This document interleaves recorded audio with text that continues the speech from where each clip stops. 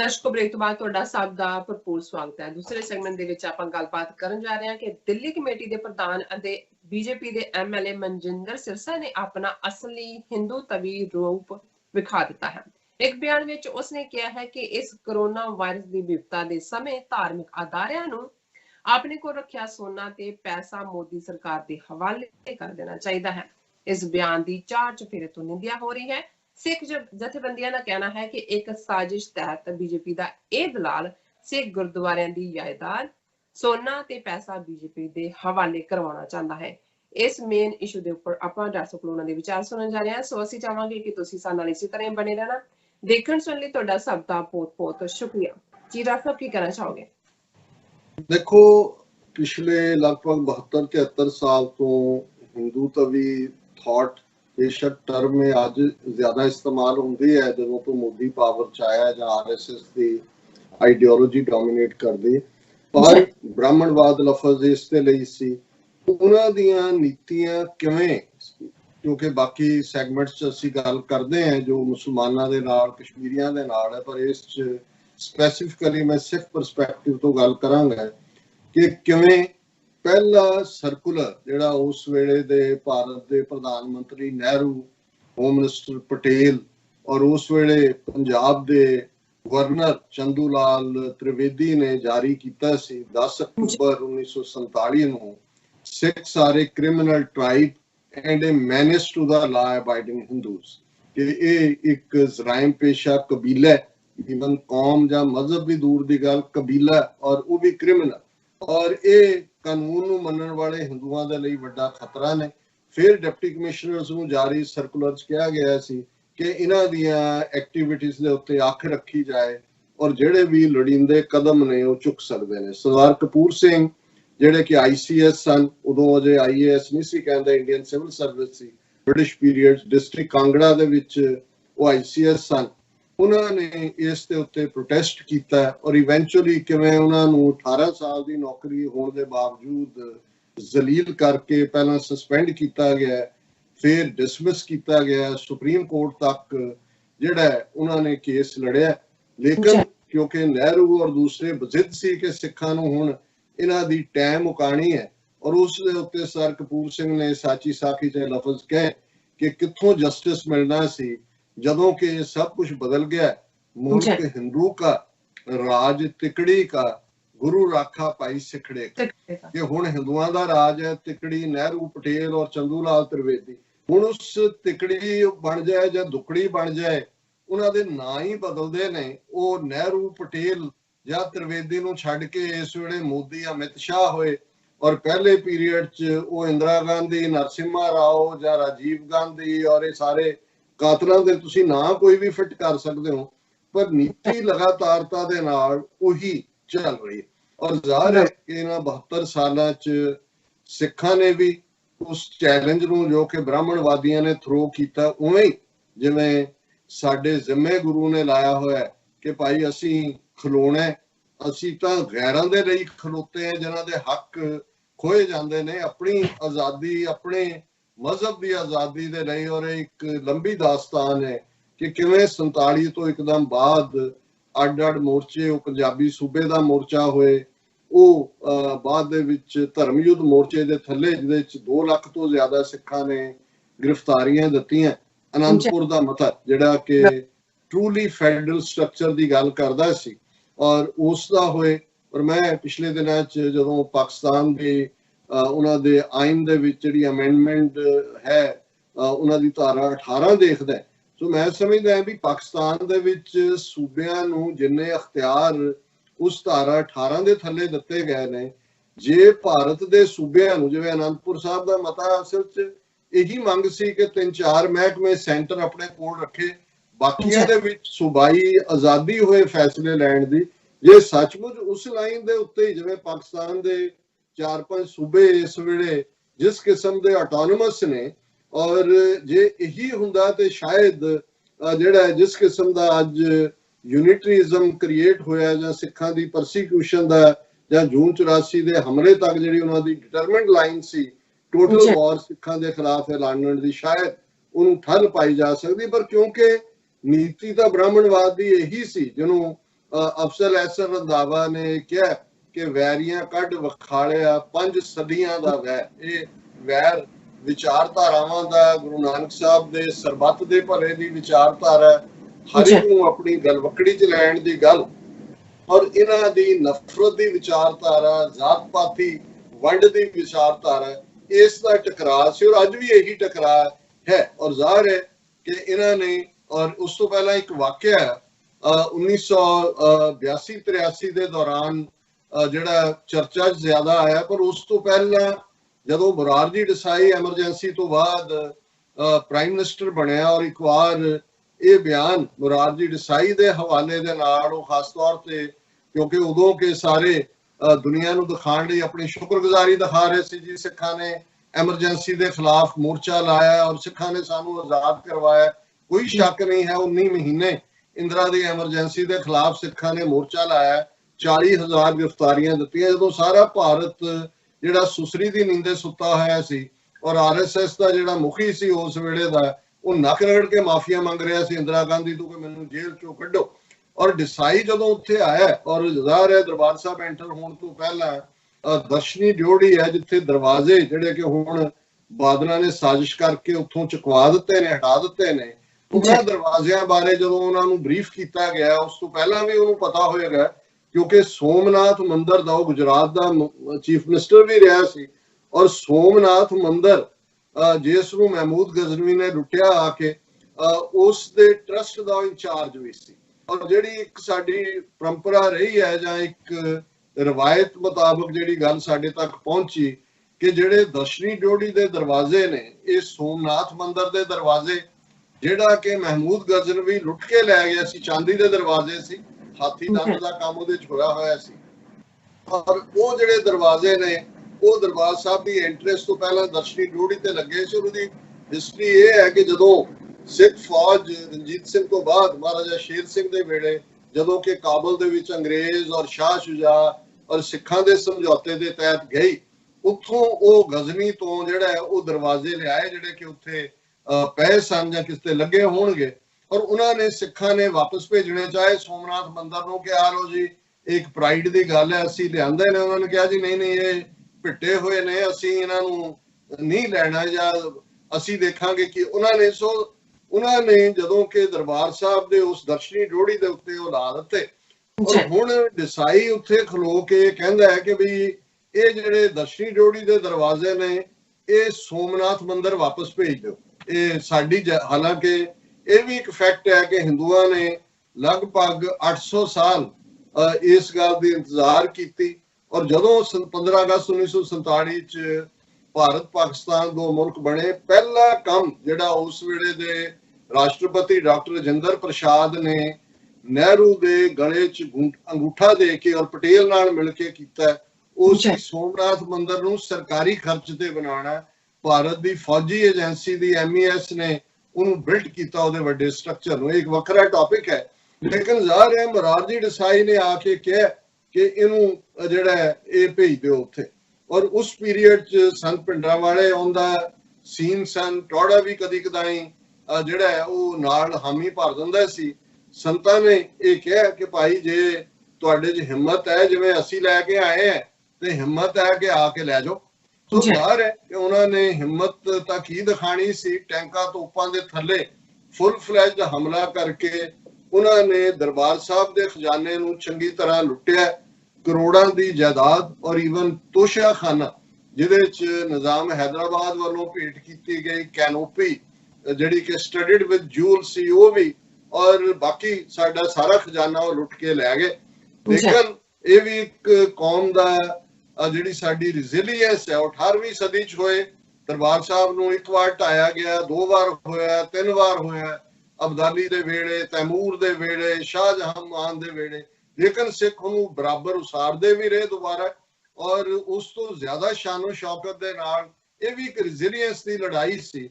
ਸੋ ਜ਼ਾਹਰ ਹੈ ਕਿ ਜੂਨ 84 ਤੋਂ ਬਾਅਦ ਜਿਹੜਾ ਉਹ ਸਰਬੱਤ ਖਾਲਸਾ ਹੁੰਦਾ ਹੈ, ਔਰ ਅੱਜ ਅਕਾਲ ਤਖਤ ਸਾਹਿਬ ਜਾਂ ਦਰਬਾਰ ਸਾਹਿਬ ਔਰ ਉਹ ਸਾਰਾ ਆਲਾ ਦੁਆਲਾ ਭਾਵੇਂ ਇੱਕ ਸਾਜ਼ਿਸ਼ ਤਹਿਤ ਹਮਲੇ ਦੀਆਂ ਬਹੁਤ ਸਾਰੀਆਂ ਯਾਦਾਂ ਮਿਟਾ ਦਿੱਤੀਆਂ ਗਈਆਂ ਨੇ, ਪਰ ਇਹ ਸਿੱਖਾਂ ਦੇ ਦਿਲਾਂ ਤੇ ਲਿਖਿਆ ਹੋਇਆ ਹੈ। बहुत कुछ जो इन्होंने किया वो इतिहास का हिस्सा बन चुका है। और इहदे बावजूद कि ब्राह्मणवादी ये समझते सी कि उन्होंने सिखां दी अलख मुका दी है, उन्होंने टैं तोड़ दी है। अज भी 1 लाख बंदा जिहड़ा रोजाना दरबार साहब दे विच उस नूं जिहड़ा वो फ्री लंगर मिलता है, फूड मिलता है। और भारत दे विच इस वेले कोविड क्राइसिस च जिथे इन्हां दियां NGOs, इन्हां दी हुकूमत, इन्हां दे अदारे फेल होए ने, जे तुसीं वो गरीब मजदूरां दे ही कदे इंटरव्यू सुनो ते वो कहणगे कि जी जे असीं जिउंदे हैं ते सिखां दे लंगर दी बदौलत। और उन्हां दा यूपी दा एक एक्टिविस्ट कह रहा है कि जे भारत भर च सिखां दे गुरुद्वारे ना खुलदे लंगर दे लई ते चौथा हिस्सा भारत दा भुखा मर जाना सी। अज भी मैं एक स्टोरी देख रहा सी कि जिथे मजदूरां नूं ऑफ देयर ओन छड़ दिता होया, बहुतिआं ने मरण दे लई हुकूमत ने ईवन दिल्ली यूपी दे बॉर्डर दे उत्ते ਜਿਹੜੇ ਨੇ ਉਹ ਸਿੰਘ ਪਹੁੰਚੇ ਹੋਏ ਨੇ ਔਰ ਉਹ ਸਰਵ ਕਰ ਰਹੇ ਨੇ ਉਹਨਾਂ ਨੂੰ ਫੂਡ। ਸੋ ਕੁੱਲ ਮਿਲਾ ਕੇ ਇਸ ਦੌਰ ਦੇ ਵਿੱਚ ਇੱਕ ਵਾਰ ਫੇਰ ਇਹਨਾਂ ਦੀਆਂ ਅੱਖਾਂ ਖੁੱਲੀਆਂ ਨੇ ਕਿ ਅੱਛਾ ਸਿੱਖਾਂ ਦੇ ਕੋਲ ਇਹ ਕੁਛ ਹੈ। ਦਿੱਲੀ ਦਾ ਵੀ ਜਿਹੜਾ ਇਹਨਾਂ ਦਾ ਏਜੰਟ RSS ਦਾ ਦਲਾਲ, ਮੈਂ ਲਫ਼ਜ਼ ਨਹੀਂ ਕਹਿਣਾ ਚਾਹੁੰਦਾ, ਜੇ ਦਲਾਲ ਦਾ ਅਖੀਰਲਾ ਲੱਲਾ ਲਾ ਦਿਓ ਤੇ ਫਿਰ ਜੋ ਸ਼ਬਦ ਬਣਦਾ ਉਹੀ ਇਹਦੇ ਲਈ ਕਹਿਣਾ ਬਣਦਾ। ਦਲਾਲ ਵੀ ਆਨਰੇਬਲ ਵਰਡ ਲੱਗਦਾ। ਮਨਜਿੰਦਰ ਸਰਸਾ ਜਿਹੜਾ ਕਿ ਕਿਵੇਂ ਬਾਈ hook and crook Delhi committee ਦਾ ਪ੍ਰਧਾਨ ਬਣਿਆ, BJP ਦਾ ਸਿਟਿੰਗ MLA ਵੀ ਹੈ, ਬੇਵਕੂਫਾਨਾ ਹੀ ਨਹੀਂ, ਉਹ ਬੜਾ ਗਿਣੇ ਮਿੱਥੇ ਅੰਦਾਜ਼ ਦੇ ਵਿੱਚ ਬਿਆਨਬਾਜ਼ੀ ਕਰਦਾ ਹੈ। ਕਿਵੇਂ ਪਿਛਲੇ ਦਿਨਾਂ 'ਚ ਉਸ ਨੇ ਇਹ ਸਾਰੇ 24 ਗੁਰੂ ਕੀ ਗੋਲਕ ਹੈ, 1.5 ਲੱਖ ਬੰਦੇ ਨੂੰ ਰੋਜ਼ਾਨਾ ਖਵਾਇਆ ਜਾ ਰਿਹਾ ਹੈ ਲੰਗਰ। ਲੇਕਿਨ ਕ੍ਰੈਡਿਟ ਲੈਣ ਲਈ ਉਹ ਡਰਾਮਾ ਜਿਹਾ ਕੀਤਾ ਜੀ, ਪੁਲਿਸ ਨੇ ਜਿਹੜਾ ਉਹ ਬੰਗਲਾ ਸਾਹਿਬ ਦੇ ਆਲੇ ਦੁਆਲੇ ਪਰਿਕਰਮਾ ਕਰਕੇ ਸਲੂਟ ਪੇਸ਼ ਕੀਤਾ ਸਿੱਖਾਂ ਨੂੰ ਦੂਜੇ ਤੀਜੇ। ਪਰ ਕਿਉਂਕਿ ਉਹ ਬਿਲਕੁਲ ਥੋਪਿਆ ਹੋਇਆ ਲੋਕਾਂ ਦੇ ਉੱਤੇ, ਸਿੱਖਾਂ ਦੇ ਉੱਤੇ, ਔਰ ਉਸ ਦਾ ਜਿਹੜਾ ਨਜ਼ਰੀਆ ਉਹ ਬਿਲਕੁਲ RSS ਦੇ ਏਜੰਡੇ ਨੂੰ ਪ੍ਰਮੋਟ ਕਰਨਾ ਹੈ।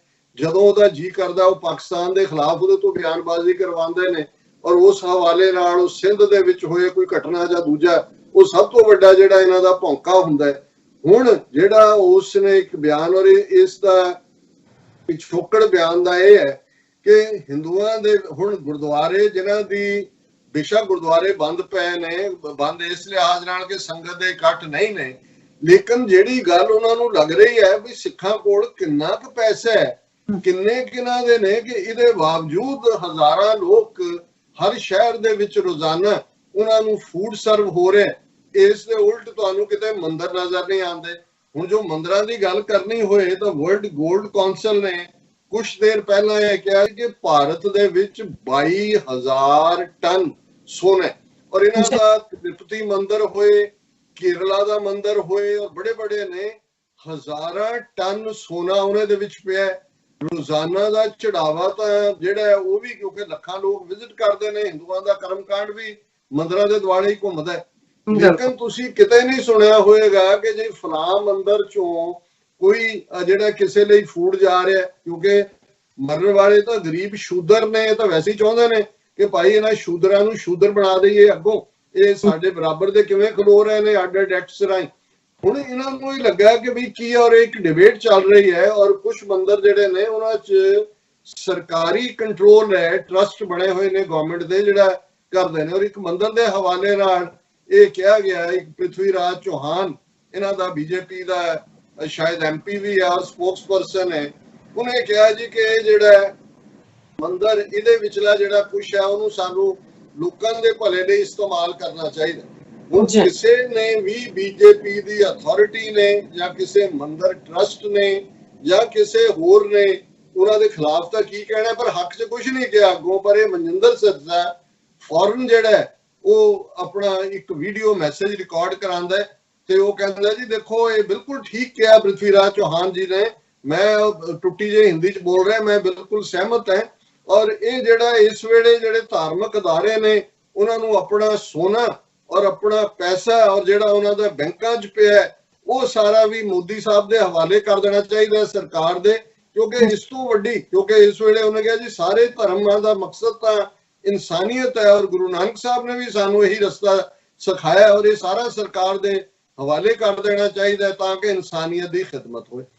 ਜ਼ਾਹਰ ਹੈ ਕਿ ਉਹਦੇ 'ਚ ਇਹ ਉਹਦੇ ਜਿਹੜਾ ਉਹਦੇ ਜ਼ਬਾਨ ਦਾ ਇਹ ਕੂੜ ਕਪਟ ਬਾਹਰ ਆਉਣ ਦੀ ਦੇਰ ਸੀ। ਦੁਨੀਆ ਭਰ ਦੇ ਵਿੱਚ ਹਰ ਸਿੱਖ ਨੇ ਕੱਲਾ ਇੱਕ ਛਿੱਤਰ ਨਹੀਂ ਲਾਇਆ, ਪੈਰਾਂ ਦੇ ਦੋਨੋਂ ਛਿੱਤਰ ਲਾ ਰਹੇ। ਜਥੇਬੰਦੀਆਂ ਵੀ ਔਰ ਵਰਲਡ ਸਿੱਖ ਪਾਰਲੀਮੈਂਟ ਵੱਲੋਂ ਵੀ, ਈਸਟ ਕੋਸਟ ਸਿੱਖ ਕੋਆਰਡੀਨੇਸ਼ਨ ਕਮੇਟੀ, ਅਮਰੀਕਨ ਗੁਰਦੁਆਰਾ ਪ੍ਰਬੰਧਕ ਕਮੇਟੀ, ਇਹਨਾਂ ਦੀਆਂ ਟੈਲੀਕਾਨਫਰੰਸਿਸ ਦੇ ਉੱਤੇ ਬਿਆਨ ਜਿਹੜੇ ਆਏ ਨੇ। ਔਰ ਇਸੇ ਤਰ੍ਹਾਂ ਅੱਡ-ਅੱਡ ਜਥੇਬੰਦੀਆਂ ਨੇ, ਸਿੱਖਸ ਫਾਰ ਜਸਟਿਸ ਔਰ ਜਿਹੜੇ ਦੂਸਰੇ ਟੀਵੀ ਚੈਨਲ ਨੇ, ਉਹਨਾਂ ਰਾਹੀਂ ਵੀ ਇਸ ਦੇ ਉੱਤੇ ਪੂਰੇ ਪ੍ਰੋਗਰਾਮ ਲਾਈਵ ਹੋਏ ਨੇ ਦੁਨੀਆ ਭਰ ਚ। ਔਰ ਇਸ ਦਾ ਸਿੱਖਾਂ ਦੇ ਵਿੱਚ ਇੰਨਾ ਗਮੋ ਗੁੱਸਾ, ਉਹਨਾਂ ਨੇ ਕਿਹਾ ਵੀ ਇਹ ਮਾੜਾ ਬੰਦਾ, ਇਹ ਦਲਾਲ RSS ਦਾ, ਇਹ ਤਾਂ ਕੋਈ ਇਹ ਜਿਹੜਾ ਇਹਦੇ ਤੋਂ ਕਵਾਇਆ ਗਿਆ ਹੈ ਮੰਦਰ ਦੀ, ਤਾਂ ਐਵੇਂ ਬਹਾਨਾ ਲਾਇਆ ਗਿਆ। ਉਹ ਵੀ ਅੱਗੋਂ ਕਿਸੇ ਨੇ ਗੱਲ ਨਹੀਂ ਕੀਤੀ। ਇਹਨੇ ਸਾਰੇ ਗੁਰਦੁਆਰਿਆਂ ਦਾ ਸੋਨਾ ਪੈਸਾ ਔਰ ਦੂਜਾ ਜਿਹੜਾ ਉਹ ਮੋਦੀ ਦੇ ਹਵਾਲੇ ਕਰਨ ਦੀ ਲਾਈਨ ਲੈ ਲਈ ਹੈ। ਔਰ ਮੈਂ ਸਮਝਦਾ ਹੈ ਕਿ ਵੀ ਇਹ ਬਿਲਕੁਲ ਇਹਨੂੰ ਇਸੇ ਹੀ ਸ਼ਕਲ 'ਚ ਦੇਖਣਾ ਚਾਹੀਦਾ ਜਿਵੇਂ ਉਹਨੇ ਕਿਹਾ। ਔਰ ਇਸ ਕਿਸਮ ਦਾ ਜਿਹੜਾ ਬੰਦਾ ਉਹਦਾ ਏਜੰਡਾ ਉਹੀ ਹੈ ਜੋ RSS ਦਾ ਏਜੰਡਾ ਹੈ। ਔਰ ਇਹ ਗੱਲ ਔਰ ਬਹੁਤ ਸਾਰੀਆਂ ਥਾਵਾਂ ਦੇ ਉੱਤੇ ਇੱਕ ਵੀਡੀਓ ਕਲਿੱਪ ਭਰਪੂਰ ਸਿੰਘ ਬਲਬੀਰ, ਜਿਹੜੇ ਕਦੇ ਅਕਾਲੀ ਪੱਤਰਕਾਰ ਜਲੰਧਰ ਦੇ ਐਡੀਟਰ ਸੀ, ਬਾਅਦ ਦੇ ਵਿੱਚ ਅੱਜ ਦੀ ਆਵਾਜ਼ ਉਹਨਾਂ ਨੇ ਪ੍ਰੋਗਰਾਮ ਜਿਹੜਾ ਅੱਜ ਦੀ ਅਖਬਾਰ ਸ਼ੁਰੂ ਕੀਤਾ ਮਾਲਟਾਊਨ ਜਲੰਧਰ ਤੋਂ। ਔਰ ਜਲੰਧਰ 'ਚ ਹੁੰਦਿਆਂ ਮੈਨੂੰ ਵੀ ਉਹਨਾਂ ਨੂੰ ਮਿਲਣ ਦਾ ਸਬਬ ਵੀ ਹੋਇਆ। ਔਰ ਜਦੋਂ ਉਹਨਾਂ ਨੂੰ ਇੱਕ ਵਾਰ ਸਟੇਜ ਦੇ ਉੱਤੇ ਗ੍ਰਿਫਤਾਰ ਕੀਤਾ ਗਿਆ ਸੀ ਪਾਰਲੀਮੈਂਟ ਤੇ ਹਮਲੇ ਦੀ ਸਾਜ਼ਿਸ਼ 'ਚ, ਤੇ ਉਹਨਾਂ ਦੇ ਮਿਸਿਸ ਜਿਹੜੇ ਕਿ ਲਾਡੋਵਾਲੀ ਰੋਡ ਸਕੂਲ 'ਚ ਟੀਚਰ ਸੀ, ਉਹਨਾਂ ਨੂੰ ਵੀ ਮੈਂ ਜਾ ਕੇ ਮਿਲਿਆ ਔਰ ਆਪਣੀ ਹਮਦਰਦੀ ਦਾ ਇਜ਼ਹਾਰ ਕੀਤਾ। ਇਸ 'ਚ ਉਹਨਾਂ ਨੇ ਕਿਹਾ ਕਿ ਜਿਹੜੇ ਸਾਡੇ ਨੇਤਾ ਜੀ ਉਹਨਾਂ ਨੂੰ ਕਹਿੰਦੇ ਸੀ ਕਿ ਉਹਨਾਂ ਦੇ ਜਿਹੜੇ ਸਾਰੇ ਸੰਗੀ ਸਾਥੀ ਸੀ, ਕੋਈ ਨਹੀਂ ਆਇਆ, ਕਿਸੇ ਨੇ ਫੋਨ ਤੱਕ ਕਰਨਾ। ਇਹ ਉਹ ਟੈਰਰ ਦਾ ਪੀਰੀਅਡ ਸੀ ਹਕੂਮਤ ਦਾ, ਜਿੱਥੇ ਕੋਈ ਜਿਹੜਾ ਕਿਸੇ ਲਈ ਆਵਾਜ਼ ਚੁੱਕਣ ਵਾਲਾ ਨਹੀਂ ਸੀ। ਬਾਅਦ ਦੇ ਵਿੱਚ ਉਹ ਅਮਰੀਕਾ ਵੀ ਆਏ ਔਰ ਹੁਣ ਤਾਂ ਇਸ ਦੁਨੀਆ ਤੋਂ ਜਾ ਚੁੱਕੇ ਨੇ। ਬਹੁਤ ਚੰਗਾ ਉਹਨਾਂ ਦਾ ਬੋਲਣ ਦਾ ਅੰਦਾਜ਼ ਸੀ, ਬਹੁਤ ਅੱਛੇ ਸਪੀਕਰ ਸਨ। ਔਰ ਉਹਨਾਂ ਨੇ ਆਪਣੀ ਇੱਕ ਸਪੀਚ ਜਿਹੜੀ ਉਦੋਂ ਵੀ ਕਾਫੀ ਪਪੂਲਰ ਹੋਈ, ਮੰਜੀ ਸਾਹਿਬ ਦੀਵਾਨ ਹਾਲ 'ਚ ਉਹਨਾਂ ਨੇ ਐਡਰੈਸ ਕਰਦਿਆਂ, ਜਿਹਦੇ ਸੰਤ ਪਿੰਡਾਂ ਵਾਲੇ ਵੀ ਬੈਠੇ ਸਨ, ਧਰਮਯੁੱਧ ਮੋਰਚੇ ਦਾ ਪੀਰੀਅਡ ਸੀ, ਉਹਨਾਂ ਨੇ ਕਿਹਾ ਕਿ ਵੀ ਸਿੱਖੋ, ਜੇ ਤੁਸੀਂ ਰਾਜਸੀ ਸ਼ਕਤੀ ਨਾ ਹਾਸਲ ਕੀਤੀ, ਜੇ ਤੁਸੀਂ ਰਾਜ ਨਾ ਲਿਆ, ਤੇ ਇਹ ਬ੍ਰਾਹਮਣ ਤੁਹਾਡੇ ਦਰਬਾਰ ਸਾਹਿਬ ਦਾ ਸੋਨਾ ਵੀ ਲੁੱਟਣ ਨੂੰ ਫਿਰਦਾ ਹੈ, ਇਹ ਵੀ ਇਹਨਾਂ ਨੇ ਲੁੱਟ ਕੇ ਲੈ ਜਾਣਾ, ਤੁਹਾਡੇ ਪੱਲੇ ਕੁਝ ਨਹੀਂ ਰਹਿਣਾ। ਸੋ ਮੈਂ ਸਮਝਦਾ ਹਾਂ ਵੀ ਇਹ ਕਈ ਵਾਰੀ ਕੁਝ ਲਫ਼ਜ਼ ਬੇਸ਼ੱਕ ਕਹਿਣ ਵਾਲੇ ਹੋਰਨਾਂ ਨੇ ਵੀ ਕਈ ਅੰਦਾਜ਼ ਕਿਹਾ ਹੋਏਗਾ, ਪਰ ਅੱਜ ਜਦੋਂ ਸੋਨਾ ਔਰ ਸਾਰਾ ਜਿਹੜਾ ਅੱਗੇ ਲੁੱਟ ਕੇ ਲੈ ਗਏ, ਔਰ ਇਹ ਮੈਂ ਸਮਝਦਾ ਵੀ ਉਹਨਾਂ ਦੇ ਲਫ਼ਜ਼ ਸੱਚ ਸਾਬਤ ਹੋਏ ਜਦੋਂ ਜੂਨ 84 ਦਾ ਹਮਲਾ ਹੁੰਦਾ। ਪਰ ਇਸ ਤੋਂ ਬਾਅਦ ਜੋ ਕੁਝ ਮਾੜਾ ਮੋਟਾ ਬਚਿਆ ਹੋਇਆ ਹੈ, ਉਹਨੂੰ ਕਿਵੇਂ ਆਪਣੇ ਦਲਾਲਾਂ ਰਾਹੀਂ ਹਿਊਮੈਨਿਟੇਰੀਅਨ ਕੰਮ ਦਾ ਨਾਂ ਦੇ ਕੇ ਅੱਗੋਂ ਜਿਹੜਾ ਉਹ ਬਿਲਕੁਲ ਗੁਰਦੁਆਰੇ ਸਿੱਧੇ ਤੌਰ ਤੇ ਸਰਕਾਰ ਦੇ ਹਵਾਲੇ ਦਲਾਲ ਕਰਨਾ ਚਾਹੁੰਦੇ ਨੇ। ਮੈਂ ਸਮਝਦਾ ਵੀ ਇਹਨਾਂ ਨੂੰ ਬਣਦੀ ਸਜ਼ਾ ਜ਼ਰੂਰ ਦੇਣੀ ਚਾਹੀਦੀ ਹੈ।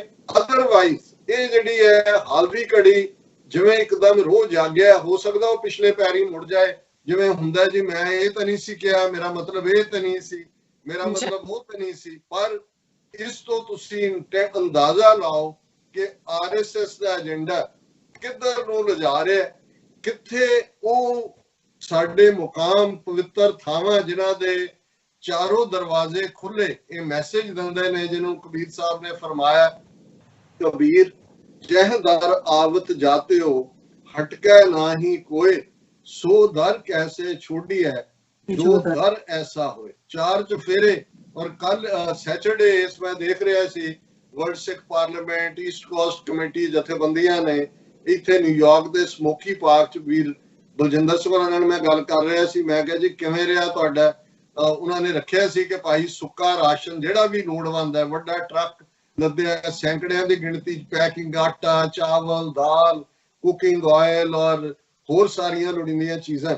ਤੇ ਉਹ ਕਹਿਣ ਲੱਗੇ ਜੀ ਕਿ ਵੀ ਹੁਣ ਕਿਉਂਕਿ ਕੰਮ ਬਹੁਤਿਆਂ ਦੇ ਬੰਦ ਨੇ, ਉਹਨਾਂ ਨੇ ਕਿਹਾ ਲੰਬੀ 2-2 ਮੀਲ ਲੰਬੀ ਲਾਈਨ ਗੱਡੀਆਂ ਦੀ ਲੱਗੀ ਹੋਈ ਸੀ, ਲੈਣ ਵਾਲੇ ਆਪਣੇ ਵੀ ਸੀ ਥੋੜੇ, ਪਰ ਉਹਨਾਂ ਨੇ ਕਿਹਾ ਵੀ ਅਸੀਂ ਦੇਖਿਆ ਵੀ ਗਾਨਾ ਵਾਲੇ ਵੀ ਆ ਗਏ, ਤੇ ਕਿ ਵੀ ਅਸੀਂ ਕਿਹਾ ਵੀ ਚਲੋ ਬਾਬੇ ਨਾਨਕ ਦਾ ਇਹ ਲੰਗਰ ਹੈ, ਕੋਈ ਗੱਲ ਨਹੀਂ ਹੈ, ਸੁੱਕੀ ਰਸਦ ਹੈ, ਕਿ ਵੀ ਅਸੀਂ ਦਵਾ ਦਾ 3-3.5 ਘੰਟੇ 'ਚ ਉਹ ਜਿਹੜਾ ਉਹਦੀ ਡਿਸਟ੍ਰੀਬਿਊਸ਼ਨ। ਸੋ ਮੈਂ ਇਹ ਇਸ ਲਈ ਕਹਿ ਰਿਹਾ ਹਾਂ ਕਿ ਇਹਦੇ ਬਾਵਜੂਦ ਜਿਹੜੇ ਇਸ ਲਈ ਕੰਟਰੀਬਿਊਟ ਕਰ ਰਹੇ ਨੇ ਉਹਨਾਂ ਦੇ ਕੋਲ ਵੀ ਕੋਈ ਕੰਮ ਨਹੀਂ ਹੈ, ਉਹ ਵੀ ਘਰਾਂ 'ਚ ਬੈਠੇ ਹੋਏ ਨੇ।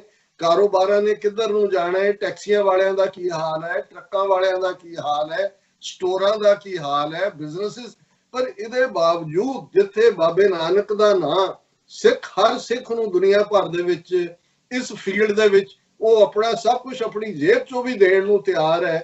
ਔਰ ਇਹ ਇਸ ਕਿਸਮ ਦੇ ਜਿਹੜੇ ਭੜੂਏ ਨੇ, ਇਸ ਕਿਸਮ ਦੇ ਦਲਾਲ, ਇਸ ਕਿਸਮ ਦੇ ਨੀਚ ਇਨਸਾਨ ਜਿਹੜੇ ਕਿ ਇਹਨਾਂ ਗੁਰਦੁਆਰਿਆਂ ਨੂੰ ਵੀ ਜਿਹੜਾ ਉਹ ਹਕੂਮਤ ਦੇ ਹਵਾਲੇ ਕਰਨ ਤੇ ਤੁਲੇ ਹੋਏ ਨੇ।